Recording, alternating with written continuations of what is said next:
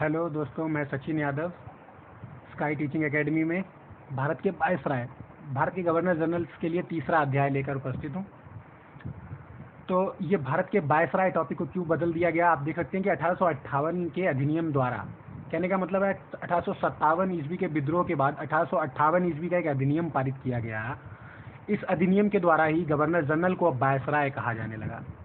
Canning के समय में 1857 ईस्वी का विद्रोह हुआ था और उसके बाद ही उसे प्रथम वायसराय बना दिया गया। तो पहला वायसराय बना था कैनिंग। लॉर्ड कैनिंग 1856 से 1862 ईस्वी इनका कार्यकाल है। 1857 के विद्रोह के बाद 1858 ईस्वी का अधिनियम पारित किया गया और इस अधिनियम के द्वारा ही गवर्नर जनरल को अब वायसराय कहा जाने लगा। वही बात है, कैनिंग के समय में ही 1857 ईस्वी का विद्रोह हुआ, इसके बाद ही उसे प्रथम वायसराय बनाया गया। इस प्रकार कैनिंग भारत का अंतिम गवर्नर जनरल तथा पहला वायसराय था। बात को समझिएगा, इस प्रकार कैनिंग जो है भारत का अंतिम गवर्नर जनरल, 33 के चार्टर एक्ट से भारत का गवर्नर जनरल कहा जाने लगा था। तो ये भारत का अंतिम गवर्नर जनरल हो गया 58 के अधिनियम के बाद और पहला वायसराय बन गया।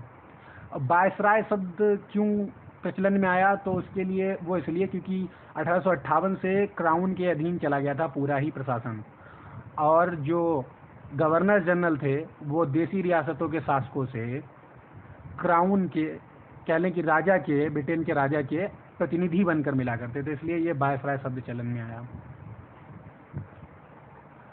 1857 में कलकत्ता, मुंबई और मद्रास में विश्वविद्यालयों की स्थापना लंदन विश्वविद्यालय की तर्ज पर की गई। 1857 में 3 विश्वविद्यालय बनाए गए, कलकत्ता, मुंबई, मद्रास। ये कैनिंग के समय के जितने भी महत्वपूर्ण कार्य हैं सारे मैं आपको बता रहा हूँ अभी। कैनिंग ने सैनिक तथा असैनिक व्यय में कमी करी और कमी करने के अलावा नोट, रुपए का प्रचलन जो है किया। ये अलग पॉइंट है, उसी में जोड़ दिया था मैंने कि मतलब जो है नोट का चलन कैनिंग के समय से शुरू हुआ था। असम में चाय तथा नीलगिरी की पहाड़ियों पर कहवा की खेती को प्रोत्साहित किया। आर्थिक सुधारों के अंतर्गत कैनिंग ने ब्रिटिश अर्थशास्त्री विल्सन को भारत बुलाया और उसके सुझाव के हिसाब से हुआ क्या, जो 500 रुपए से अधिक भाग होता था आय का, उस पर आयकर लगा दिया गया और आयात पर 10% तथा निर्यात पर 4% निश्चित किया गया कर को। और कैनिंग के समय में ये तो वित्तीय सुधार हुए। इसके अलावा विधवा पुनर्विवाह अधिनियम 1856 ईस्वी कैनिंग के समय में ही पास हुआ। इसमें ईश्वर चंद्र विद्यासागर की अहम भूमिका रही। विधवा पुनर्विवाह अधिनियम। भारतीय दंड संहिता आईपीसी की स्थापना 1861 ईस्वी में कैनिंग के समय में ही हुई और 61 में जो हाईकोर्ट एक्ट पारित हुआ, 1861 में हाईकोर्ट एक्ट पारित हुआ, संपूर्ण देश में एक ही दंड संहिता को लागू कर दिया गया। ये 1 जनवरी 1861 के आसपास से लागू हो गई थी। नील विद्रोह 1859 में नील विद्रोह होता है। नील की खेती को लेकर किसान विद्रोह करते हैं, इसीलिए इसको नील विद्रोह कहा जाता है। श्वेत विद्रोह 1859। अब मैंने आपको बताया था कैनिंग के समय में भी एक श्वेत विद्रोह हुआ था। ये हुआ था सैनिकों को मिलने वाली डाक की जो सुविधा थी उसको बंद करने को लेकर। फ्री सुविधा मिलती थी सैनिकों को कहीं भी पत्र भेजने की, उसको कैनिंग ने समाप्त किया। उसी को लेकर कुछ श्वेत अधिकारियों ने, श्वेत लोगों ने विद्रोह किया, जिसको श्वेत विद्रोह कहा गया 1859 का। इससे पहले मैंने आपको क्लाइव के समय में एक श्वेत विद्रोह बताया था और एक बताया था आगे श्वेत विद्रोह हुआ था एलोवाइट बिल विवाद, जो रिपन के समय में हुआ। ठीक है, ये 3 श्वेत विद्रोह 3 शासकों के टाइम पीरियड पे हुए हैं। भारत परिषद अधिनियम 1861, भारत काउंसिल एक्ट भी इसी के समय में आया और ये परिषद जो बनाई जा रही थी इसमें मतलब जो थोड़ा सा भारतीयों को भी वजूद दिया गया। भारत परिषद अधिनियम 1862 से लेकर 1863 ईस्वी तक शासन किया है। गवर्नर रहे हैं लॉर्ड एल्गिन प्रथम। इनके समय में हुआ बहावी आंदोलन और उस बहावी आंदोलन का इन्होंने दमन कर दिया। सदर एवं सर्वोच्च न्यायालय को उच्च न्यायालय के साथ शामिल कर दिया गया। जो सदर न्यायालय होते थे उनको सर्वोच्च न्यायालय के साथ में शामिल कर दिया गया और उच्च न्यायालयों को भी साथ में। लॉर्ड एल्गिन की मृत्यु जो है वो पंजाब में हुई थी 1863 ईस्वी में। आगे देखते हैं। सर जॉन लॉरेंस 1864 ईस्वी से 1868 ईस्वी। लॉरेंस ने अफगानिस्तान के संदर्भ में हस्तक्षेप की नीति का पालन किया तथा तत्कालीन शासक, ये हस्तक्षेप नहीं अहस्तक्षेप होगा, और शासक जो शेर अली थे उनसे दोस्ती कर ली। गलत मिसप्रिंट हुआ है, हस्तक्षेप की जगह अहस्तक्षेप होगा। 1865 ईस्वी में भारत एवं यूरोप के बीच प्रथम समुद्री टेलीग्राफ सेवा की शुरुआत की गई। 1868 से 59 में बुंदेलखंड और राजपूताना में भीषण अकाल पड़ा। 68 से 69 1868 से 1869 ईस्वी में बुंदेलखंड और राजपूताना में भीषण अकाल पड़ा। लॉरेंस कैंपबेल के नेतृत्व में एक अकाल समिति का गठन हुआ। लॉरेंस ने कैंपबेल के नेतृत्व में एक अकाल समिति का गठन किया, कहने का मतलब। 1865 में भूटान को युद्ध में पराजित किया एवं संधि कर ली गई। 1865 में बम्बई, कलकत्ता और मद्रास में हाईकोर्ट की स्थापना हुई। जो हाईकोर्ट एक्ट 1861 में पास हुआ था, उसी हाईकोर्ट एक्ट के तहत जो कैनिंग के समय में पास हुआ, अगर पूछा जाए तो हाईकोर्ट की स्थापना जो है बम्बई, कलकत्ता और मद्रास में 65 में हुई, 1865 में, सर जॉन लॉरेंस के समय में। लॉर्ड मेयो 1869 से 72 इनका शासनकाल है। 1870 में लाल सागर से होकर जाने वाली तार व्यवस्था इनके टाइम में शुरू की गई। 1871 में जनगणना प्रारंभ हुई, जो जनगणना 1872 में कंप्लीट हो पाई। तो अगर क्वेश्चन पूछा जाता है जनगणना कब प्रारंभ हुई, तो आंसर रहेगा 1871, और पूछा तो जनगणना कब हुई, तो 1872। और अगली जनगणना जो वास्तविक जनगणना के नाम से जानी जाती है, वो आगे 1881 में डफरिन के समय में हुई थी, रिपन के समय में हुई थी। तो रिपन के समय में अगली जनगणना होती है, और उसे वास्तविक जनगणना कहा जाता है। 1872 में कृषि विभाग की स्थापना, और 1872 में ही पंजाब में कूका विद्रोह होता है। ठीक है, ये महत्वपूर्ण घटनाएं हैं लॉर्ड मेयो के टाइम पीरियड की। 1872 में ही राजकुमारों के अध्ययन के लिए अजमेर में मेयो कॉलेज की स्थापना की जाती है, और बम्बई और मद्रास में नमक कर की वृद्धि होती है, जिसमें आयकर में 1% की वृद्धि की जाती है। साथ में आयकर में भी 1% की वृद्धि कर दी जाती है, नमक कर की वृद्धि के साथ साथ। और ये लॉर्ड मेयो जो था, पोर्ट ब्लेयर में जेल का निरीक्षण करने के लिए गया हुआ था। वहाँ एक शेर अली नाम का अफगान बंद था, जिसने चाकू मारकर इसके तलियां बाहर निकाल ली, यानी हत्या कर दी। और लॉर्ड नॉर्थ ब्रुक, ये 1872 से 1876 ईस्वी तक रहे। 1874 में बिहार में इनके टाइम में एक बहुत बड़ा अकाल पड़ा था। 1875 में अलीगढ़ सैयद अहमद खान द्वारा मोहम्मद एंग्लो ओरिएंटल कॉलेज जो है उसकी स्थापना की गई। इसमें नॉर्थ ब्रुक ने 1000 रुपये का दान दिया था। 1875 में अलीगढ़ जो मोहम्मदन एंग्लो ओरिएंटल कॉलेज है उसकी स्थापना हुई थी। इसके समय में बड़ौदा के मल्हार राव गायकड़ को भ्रष्टाचार एवं कुशासन का आरोप लगाकर उसके भाई के दत्तक पुत्र को 1875 में राजा बना दिया गया। ये घटना हुई थी। बड़ौदा में मल्हार राव गायकवाड़ को भ्रष्टाचार का आरोप लगा के हटाया गया, और उनके भाई के दत्तक पुत्र, गोद लिए हुए पुत्र को 1875 में राजा बना दिया गया।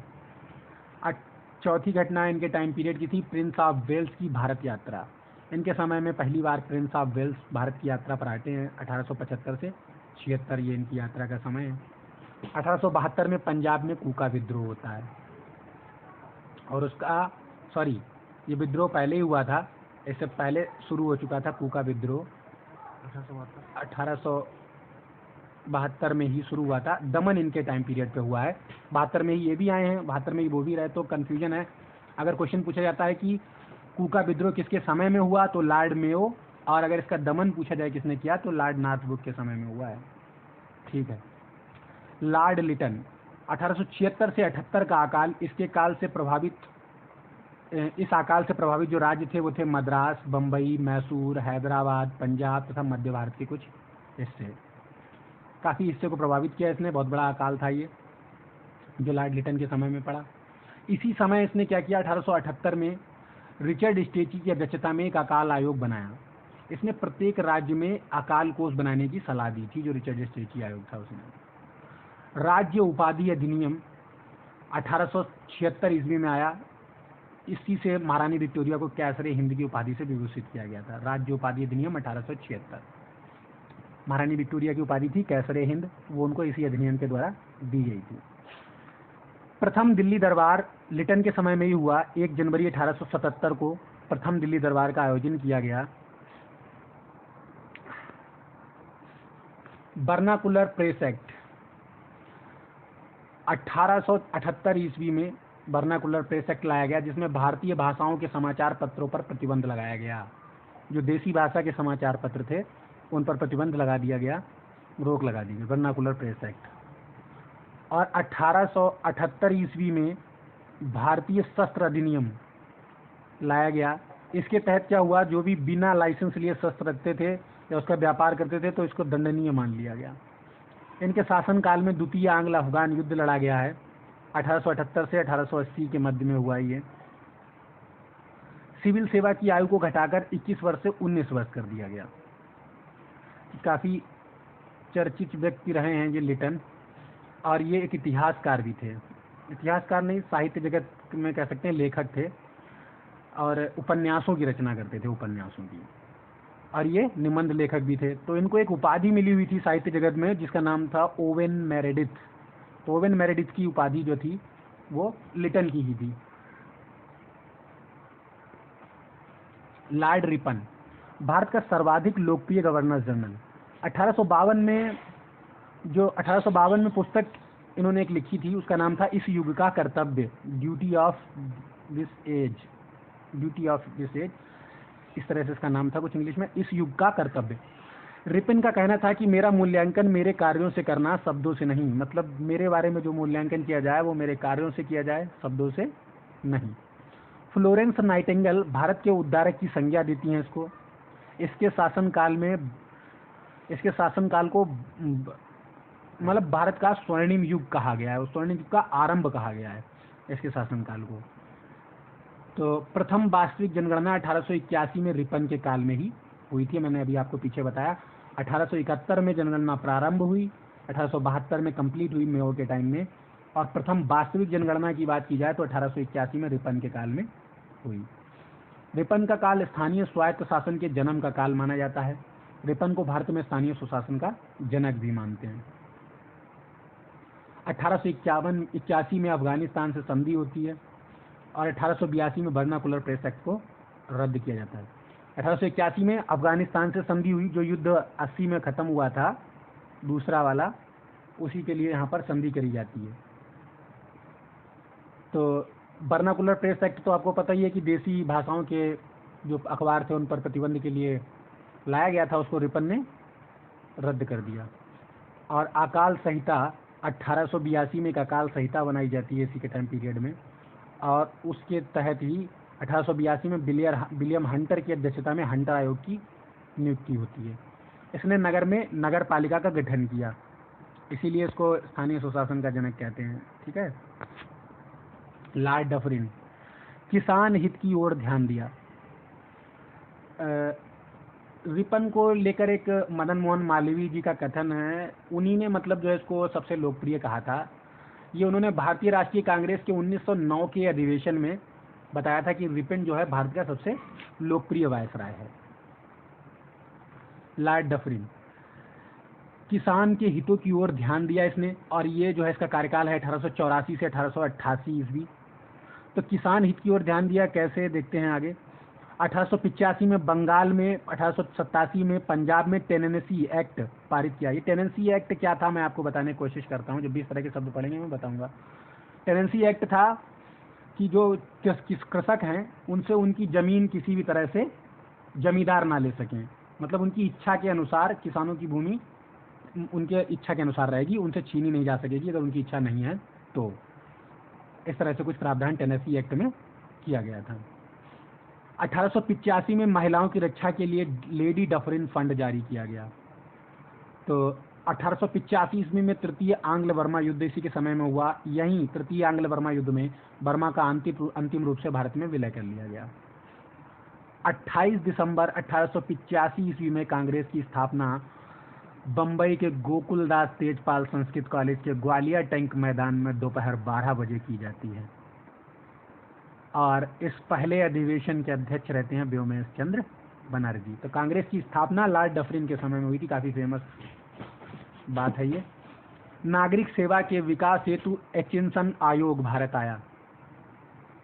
1887 में इलाहाबाद विश्वविद्यालय की स्थापना की गई।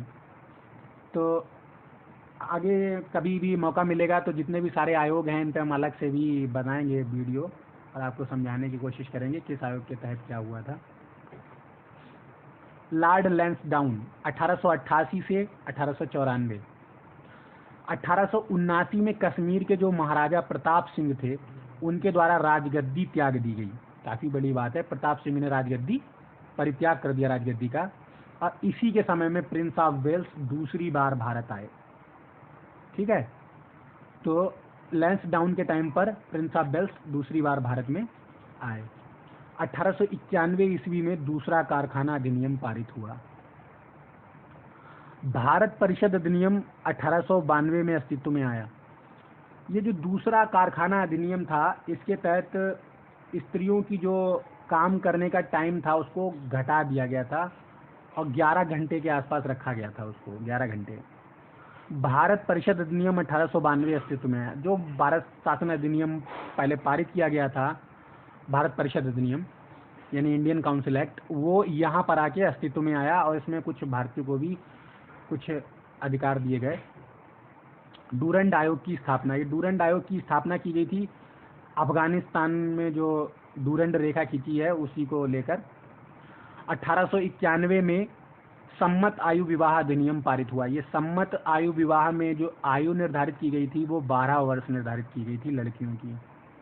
तो 1891 में सम्मत आयु विवाह अधिनियम पारित हुआ लॉर्ड लैंसडाउन के समय में ही। लॉर्ड एल्गिन द्वितीय 1894 से 99, इसने घोषणा की हमने भारत को तलवार के बल पर जीता है और इसे तलवार के बल पर ही इसे अधीन रखेंगे। 1897 में बम्बई में प्लेग फैला और चापेकर बंधुओं द्वारा अंग्रेज अधिकारियों की हत्या कर दी गई। तो ये घटना आपको याद होगी, बम्बई में ये घटना हुई थी, काफ़ी फेमस थी। दामोदर चापेकर और कृष्णबाल चापेकर ऐसे कुछ करके नाम थे, दो भाई थे, दोनों बंधु चापेकर बंधुओं ने रैंड और एरेस्ट की हत्या कर दी थी 1897 में। तो ये प्लेग फैला था जिस समय, ये पूना प्लेग कमिश्नर था। तो वो क्या करता, रैंड, तो ये जो है इसके ऊपर आरोप लगे थे कि ये घरों में घुसकर लोगों के ज़बरदस्ती कर रहा था, इसीलिए इन्होंने चापेकर बंधुओं ने इसकी हत्या कर दी थी।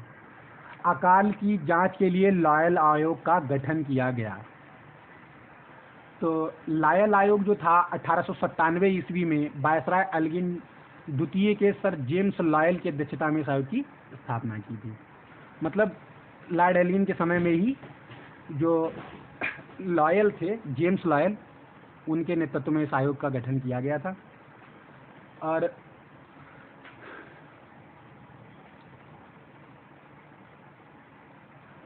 इस आयोग के बाद में स्वामी विवेकानंद जी द्वारा बेल्लोर में रामकृष्ण मिशन और मठ की स्थापना की गई। लॉर्ड कर्जन, तो आपने देखा 1894 से 99 तक लॉर्ड एल्गिन द्वितीय रहे, बहुत ज़्यादा काम नहीं है, 4 घटनाएं हैं। चापेकर बंधुओं द्वारा की गई अंग्रेज अधिकारियों की हत्या 1897। इसने घोषणा की कि हमने भारत को तलवार के बल पर जीता है, तलवार के बल पर अधीन रखेंगे। स्वामी विवेकानंद जी के द्वारा बेल्लूर में रामकृष्ण मिशन की स्थापना करी गई और साथ ही साथ एक मठ की, बेल्लूर मठ की स्थापना की गई। ये भारत का सबसे अलोकप्रिय वायसराय था लॉर्ड कर्जन। 1899 से 1900 के बीच अकाल पड़ा। इसके लिए कर्जन ने सर एंटोनी मैकडोनाल्ड की अध्यक्षता में अकाल आयोग का गठन किया, जिसने अकाल आयुक्त के गठन की सिफारिश की। मैकडोनाल्ड जो थे, इनका आयोग 1900 ईस्वी में आए, ये आप देख रहे हैं, लिखा ही है सन। वायसराय लॉर्ड कर्जन ने सर एंटोनी मैकडोनाल्ड की अध्यक्षता में तृतीय अकाल आयोग की स्थापना की, जिसने 1901 ईस्वी में अपनी रिपोर्ट प्रस्तुत की। और उस रिपोर्ट में क्या था वो हम देखेंगे। इसने प्रथम आयोग के सिद्धांतों का समर्थन किया और ये सिफारिश की कि सहायता कार्य वाले क्षेत्र के लिए सहायता आयुक्त तथा दुर्भिक्ष आयुक्त की नियुक्ति की जाए। तो ये 2 महत्वपूर्ण पॉइंट थे इसमें भी। इसने क्या कहा था, दुर्भिक्ष आयुक्त और सहायता आयुक्त, ये 2 मेन बातें थी, याद रखिएगा। सलाह दी थी इनकी नियुक्ति की जाए। जो मैकडोनाल्ड आयोग था अकाल सहायता के लिए बना था, पता ही है आपको मैकडोनाल्ड। इन्हीं के नाम पे मैकडोनाल्ड है। 1901 में सर कॉलिन स्कॉट मॉनक्रीफ की अध्यक्षता में एक सिंचाई आयोग का गठन किया। 1901 में एक लॉर्ड कर्जन के समय में ही स्कॉट मॉनक्रीफ की अध्यक्षता में एक सिंचाई आयोग का गठन किया गया। और 1900 मैंने आपको बताया कि ये जो आयोग है इनको हम एक अलग से किसी वीडियो में आपको अच्छे से समझाएंगे, और एक वीडियो बहुत ज़्यादा लंबी हो जाती है अगर एक ही में सब कुछ समझाने की कोशिश करते तो। 1902 में टॉमस रैले की अध्यक्षता में विश्वविद्यालय आयोग गठित किया गया। 1904 में इसके आधार पर विश्वविद्यालय अधिनियम पारित किया गया। 1902 में एंड्रयू फ्रेजर की अध्यक्षता में एक पुलिस आयोग गठित किया गया। कई सारे आयोग इसके लॉर्ड कर्जन के टाइम पीरियड पे गठित हुए हैं। सिंचाई आयोग, पुलिस आयोग, ठीक है, विश्वविद्यालय आयोग, जिसके आधार पर विश्वविद्यालय अधिनियम पारित किया गया। CID केंद्रीय गुप्तचर विभाग की स्थापना 1903 में हुई है। सहकारिता को जन्म देने वाला कर्जन ही था, ये भी कहा जाता है, क्योंकि 1904 में सहकारी उदार समिति अधिनियम पारित किया गया था, इसी के टाइम पीरियड पे हुआ ये भी। तो बहुत सारे आयोग का ये काल है जो इसके टाइम पीरियड में बहुत सारे आयोग आए हैं। कर्जन ने एक महानिदेशक के अधीन साम्राज्यीय कृषि विभाग स्थापित किया। 1899 में भारतीय टंकण व पत्र मुद्रा अधिनियम द्वारा पाउंड को भारत में मान्य घोषित कर दिया गया, और एक पाउंड की वैल्यू 15 रुपए के आसपास थी उस समय। 1900 में पंजाब भूमि हस्तांतरण एक्ट पारित किया गया। इसमें क्या था, जो भी गैर कृषक थे उनको मतलब जो है भूमि दिया जाना था, जो भूमि गैर कृषक जो है उनके पास ना जाए, कहने का मतलब जो भूमि जो है उन्हीं के पास रहे जो खेती से जुड़े हुए लोग हैं।